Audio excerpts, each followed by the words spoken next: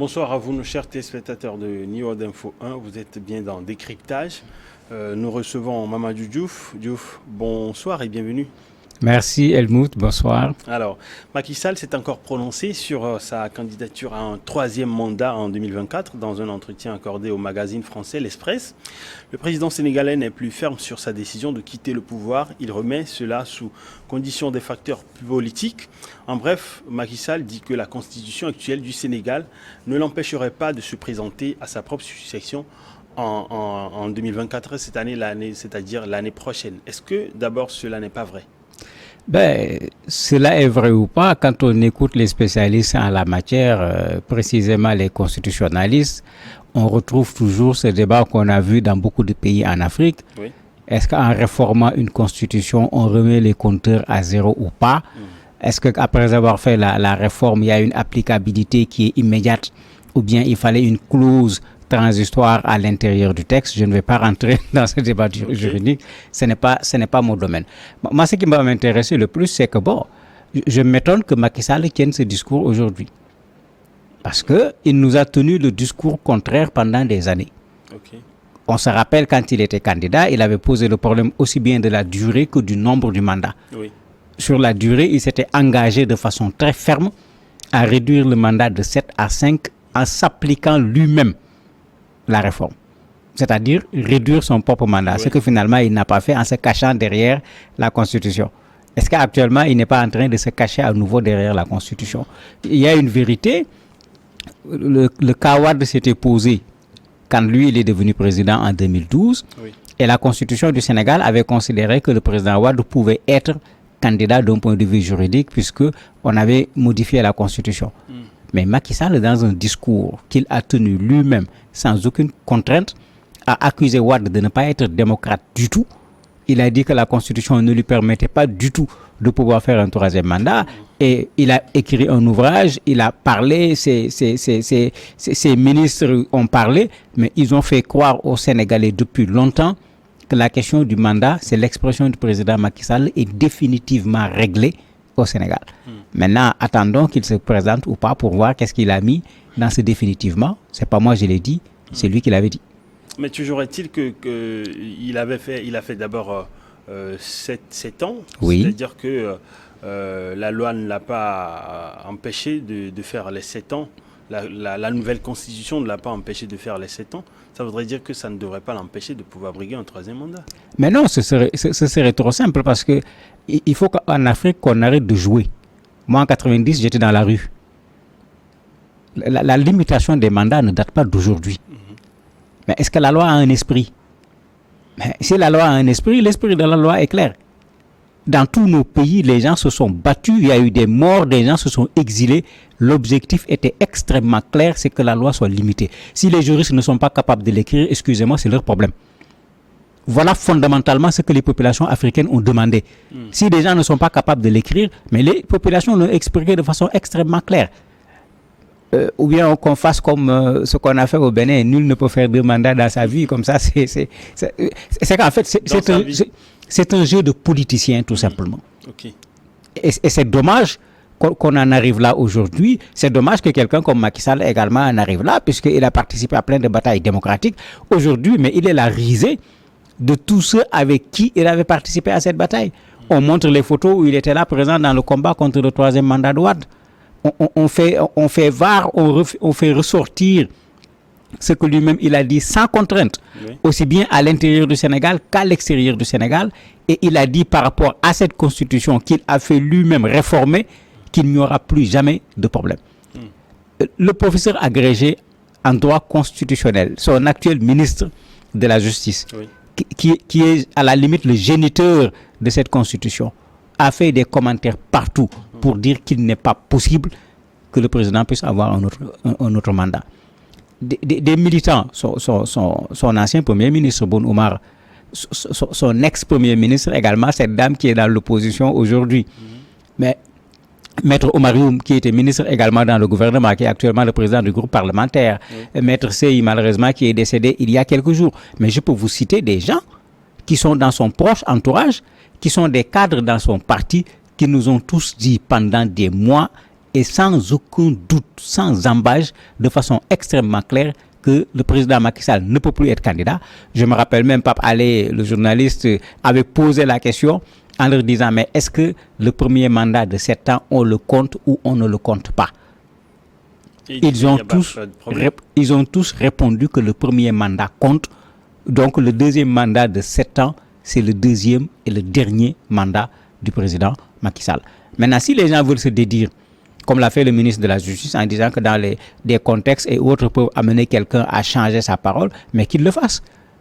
On est au Sénégal, Wade l'avait fait, les Sénégalais ont réglé l'affaire sans pour autant prendre les armes. Je me dis qu'ils seront capables également de régler l'affaire avec Macky Sall sans pour autant prendre les armes. Et quand il parle des facteurs politiques qui pourraient l'amener à briguer un troisième mandat, il essaie de faire référence à quoi? Mais il n'y a pas de facteur politique, sauf s'il veut prendre la jurisprudence, comment il s'appelle encore, Ado. Sauf s'il veut prendre la jurisprudence de Ouattara. Oui. La vérité aujourd'hui, c'est que si Macky Sall n'est pas candidat en 2024, il n'y a pas dans son camp quelqu'un qui a sa poigne pour être candidat. Alors que même Macky Sall candidat en 2024, il n'est pas évident qu'il gagne les élections aujourd'hui. On l'a vu avec les locales. On a vu avec les législatives, ils ont été incapables en tant que coalition, je dis bien coalition, avec le parti socialiste dedans, l'AFP dedans, qui ne sont pas quand même des petits partis, ils ont été incapables d'avoir la majorité au niveau de l'Assemblée nationale. Mais pourquoi vouloir nous créer des problèmes politiques? Quels problèmes politiques? Nous n'en avons pas. Il a travaillé, il y a du positif dans son bilan, c'est OK. Il y a du négatif. Ben, c'est ça un bilan, il y a toujours un passif et un actif. Okay. Qu'il quitte. La chaise ne lui appartient pas, comme on dit, et la chaise est conçue pour que tu viennes t'asseoir et que tu te lèves pour qu'un autre vienne s'asseoir. La chaise n'est pas prévue pour que quelqu'un y reste. Et je crois qu'il a tellement parlé. Il nous a légèrement précédé à l'université. On a été ensemble dans plein de combats sur des questions démocratiques. Quand on le voit, avoir même cette attitude floue, ça pose problème. Parce que le minimum que ça montre, c'est un intérêt qu'il aurait pour un troisième mandat. D'autant plus que si vous regardez ce qui se passe au Sénégal, mais il a été investi par les jeunes, il a été investi par les femmes, il a été investi dans pratiquement toutes les régions du Sénégal, des meetings à coups de millions où on transporte les gens pour faire foule en répondant aux meetings de Sonko qui dérangent aujourd'hui parce que la mobilisation est là alors que personne n'a pris même une bicyclette pour venir. Les gens sont venus d'eux-mêmes, mais ils sont dérangés aujourd'hui et c'est peut-être ça qu'ils appellent raison politique.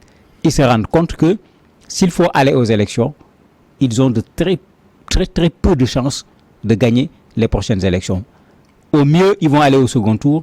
Et au second tour, l'opposition a déjà réglé l'affaire. Les gens se mettront ensemble et très certainement, il sera battu.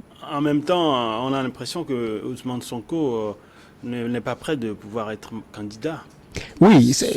Si le procès qui est intenté contre lui pour diffamation arrivait à le condamner. Mais c'est tout le problème aujourd'hui. Et on a l'impression qu'il veut dire que si Sonko est condamné, il ne va pas se représenter, alors que si Sonko n'est pas condamné, il va se représenter pour un troisième mandat. Non, mais c'est le jeu habituel devant un challenger qui peut gagner les élections. Vous donc pensez que Sonko peut gagner les élections? C'est vrai qu'il est populaire. Mais c'est pas seulement qu'il est populaire, on voit ce qui se fait sur le terrain. Ce que ça indique, c'est qu'il a des chances de pouvoir être le prochain président du Sénégal. Et de très fortes chances même pour pouvoir l'être. Mais ceux qui sont de l'autre côté, voyant mieux que nous ces chances, préfèrent ne pas prendre de risques en fait. Et ne pas prendre de risques, c'est ce qu'on a fait partout. C'est empêcher à la personne d'être candidat. En même temps, Ousmane Sonko, il s'en prend très mal selon beaucoup de personnes. Quand il accuse, il apporte des accusations disant qu'il détient les preuves. Et après, on se rend compte que pour aller au procès, ça devient un problème. Non, pas pour aller au procès. Pour ce dossier, il faut reconnaître que jusqu'à présent, ni Sonko ni ses avocats ne m'ont convaincu.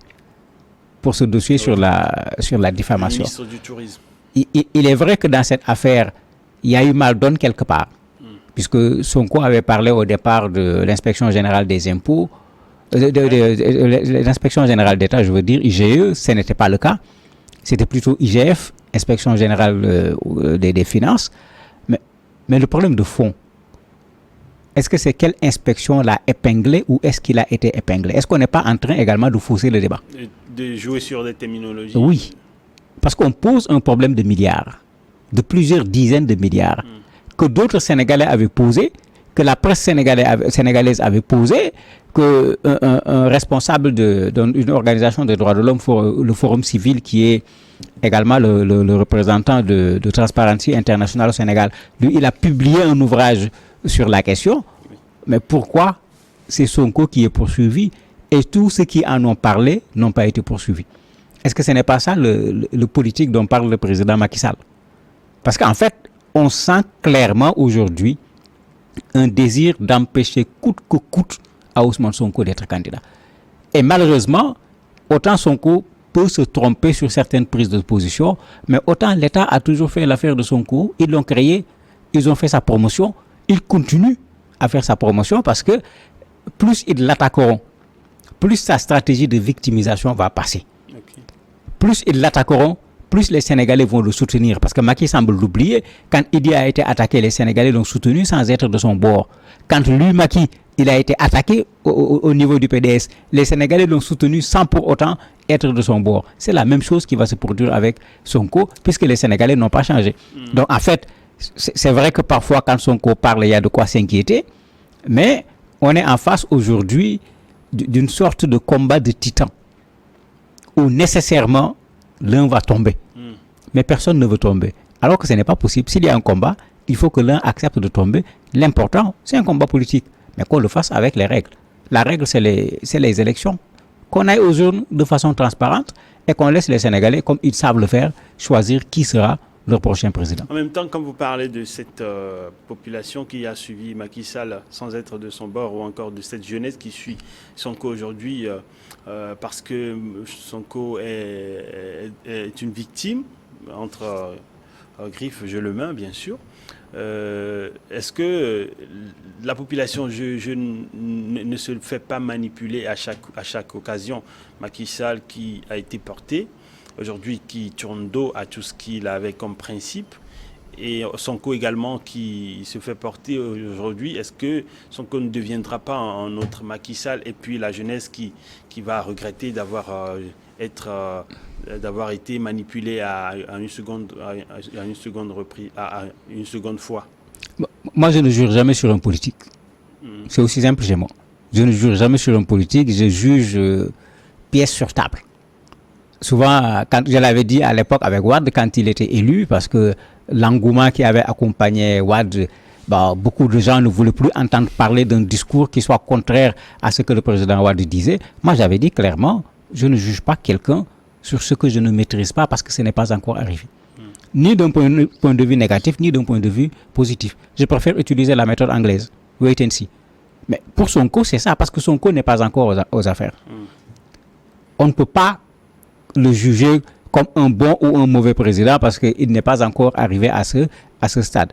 Mais quand on regarde l'histoire politique de l'Afrique, quand on regarde Wade et ce qu'il a fait, Macky, l'ancien président de Guinée, Alpha Condé, je peux donner une liste qui ne va pas finir. Oui. Moi, j'attends de voir. Je ne me prononcerai pas par avance sur ce que la personne va faire ou ce qu'elle ne va pas faire, mais ce qu'elle fera, on se prononcera pour apprécier si c'est du positif, pour dénoncer si c'est du négatif, parce que c'est ça notre rôle. Nous ne sommes pas là pour faire de la prophétie ou autre. Maintenant, la question de la manipulation, elle est partout. Elle est partout. Dans les deux camps. Bien sûr. La question de la manipulation est dans les deux camps. C'est tellement évident quand on regarde les réseaux sociaux où vous avez des gens qui semblent être préparés pour cette affaire de manipulation, mais les Sénégalais ne sont pas dupes. Okay. La deuxième chose, chez nous, la parole est totalement libre. Et quand je dis libre, c'est une liberté qui n'a absolument rien à voir avec des questions démocratiques ou de liberté d'expression. Okay. C'est une valeur culturelle pour le Sénégalais, d'avoir le courage de dire ce qu'il pense et d'en payer le prix. Vous voyez ce qui se passe là-bas actuellement. Les gens disent ce qu'ils pensent, quitte à aller en prison, quitte à rencontrer des difficultés, et les gens les soutiennent dans cela parce qu'ils ont ce courage d'assumer leur position, même quand ils ne sont pas d'accord. Non, diffamer, c'est autre chose.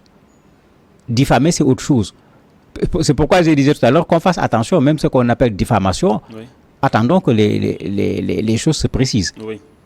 C'est pourquoi j'ai dit, dans cette affaire, pour moi, le fond, ce n'est pas la diffamation ou pas. Okay. Le fond, c'est est-ce qu'il y a eu détournement ou pas. Et dans la mesure où cette affaire ne date pas, parce que les gens en parlent comme si c'était une affaire qui est là. M. Mame Mbaye Niang est redevenu ministre. Il ne l'a pas été pendant fort longtemps. Ce n'est pas dans cette fonction de ministre qu'il a été accusé, mais c'est quand il était ministre de la Jeunesse. Ça fait plusieurs années. Oui. Et il avait quitté le ministère de la Jeunesse après également ce scandale, où les gens disaient c'est pour cela qu'il est parti, ce n'est pas pour cela. Ça n'a jamais été élucidé. Mais le procès est une occasion pour élucider. C'est pourquoi j'ai dit qu'on fasse doucement, on n'est pas encore à la diffamation. On devrait peut-être savoir ce qui s'est passé plutôt que de poursuivre Sonko. Oui, mais c'est ce que les gens ont souvent répondu par rapport au régime. Quand on est en face de certaines situations, clarifier. C'est ce qu'ils viennent de faire avec un ancien Premier ministre de Maître Abdoulaye Wade qui a été président de la commission de l'UMOA. Mais quand il a dit quand il a posé la question en faisant allusion au fait que le président Macky Sall aurait donné 7 milliards de francs à Mme Le Pen quand elle est venue à Dakar, mais c'est la réponse que les gens ont donnée. Si ce n'est pas vrai, démontrez que ce n'est pas vrai. Vous n'avez pas besoin de transformer le Sénégal en un pays où tout ce qu'on fait doit aller à la justice pour prendre les gens, mettre sous contrôle judiciaire ou bien mettre derrière les barreaux. Les Sénégalais ne suivent pas cette démarche. Et dans la politique sénégalaise, les choses se sont toujours passées comme ça. Wade a accusé, Macky a accusé, qui n'a pas accusé parmi eux. Donc chez les Sénégalais, ça ne vaut pas la peine. D'ailleurs, même vous avez certains qui disent même qu'il ne faut même pas envisager de faire un procès. Okay. Et on a l'impression que Macky Sall est devenu un autre Wade, et puis Sonko qui devient un autre Macky Sall.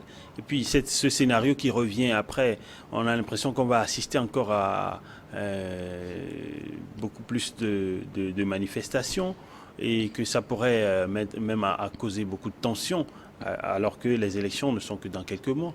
Mais la tension est déjà là. Il y a eu 2 morts avec les dernières manifestations.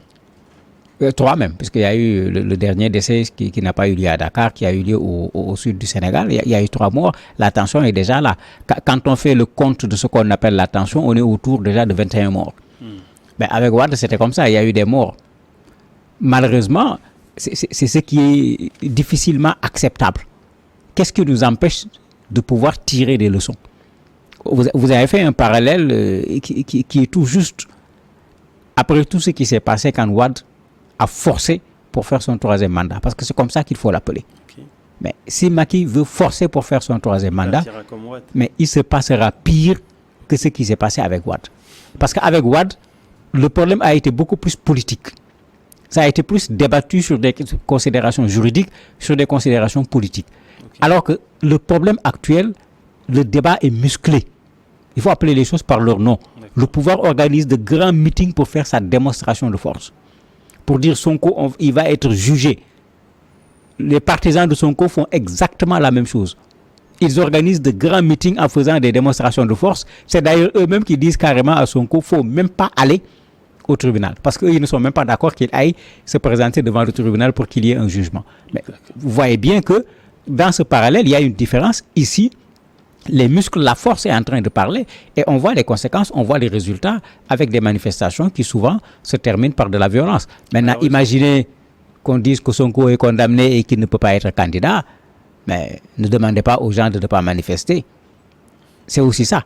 Mais pourquoi ne pas anticiper quand on est capable de réfléchir? Ok, merci Mamadou d'être passé dans Décryptage ce soir. Je vous en prie. Ok, merci également à vous nos chers téléspectateurs, à tout à l'heure pour la suite de Niveau de Soir.